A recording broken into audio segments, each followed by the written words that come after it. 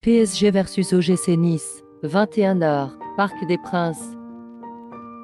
10 dernières confrontations, 6 victoires PSG, 3 matchs nuls, 1 victoire Nice. Depuis le début de saison, le PSG est monté en puissance ayant concédé 2 matchs nuls lors des 2 premières journées. Le club a su monter en puissance et a proposé 2 prestations convaincantes face à Lens et à Lyon.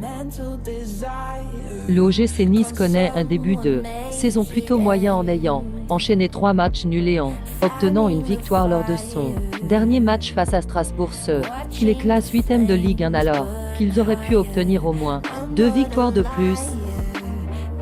L'infirmerie du PSG semble se remplir et ne pas se vider. Les blessés d'avant la trêve internationale ne devraient probablement pas être dans le groupe ou comme remplaçant. Mais Asensio s'est blessé avec l'Espagne et Mbappé a une gêne et est resté sur le banc face à l'Allemagne. Côté niçois, l'infirmerie est relativement vide et les internationaux n'ont pas beaucoup joué avec leur sélection. Les joueurs ayant le plus joué n'ont pas joué plus de 90 minutes.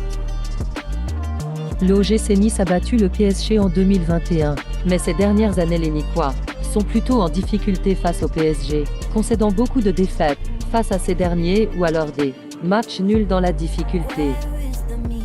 Kylian Mbappé n'a inscrit que 3 buts face à l'OGC Nice sous le maillot du PSG pour un total de 12 matchs disputés. 2 de ces 3 buts ont été inscrits à l'Alliance Riviera de Nice. Nice et le PSG possèdent tous les deux une défense plutôt solide en encaissant respectivement 2 buts pour Nice et 3 buts pour le PSG. Nice n'a plus encaissé de buts depuis 2 matchs alors que le PSG en a encaissé un à chacun de ces 3 derniers matchs et très souvent des buts évitables. L'attaque niçoise marque en moyenne 1 but par match, contrairement au PSG qui marque en moyenne 2 buts par match.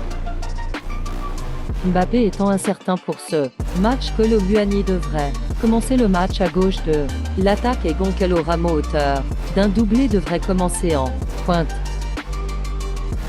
Le PSG devrait avoir encore une fois la maîtrise du jeu face à cette équipe niçoise. La vitesse des attaquants parisiens et la qualité de passe et de combinaison entre les joueurs devraient faire mal aux Niçois, notamment sur le côté gauche de la défense qui semble moins rapide.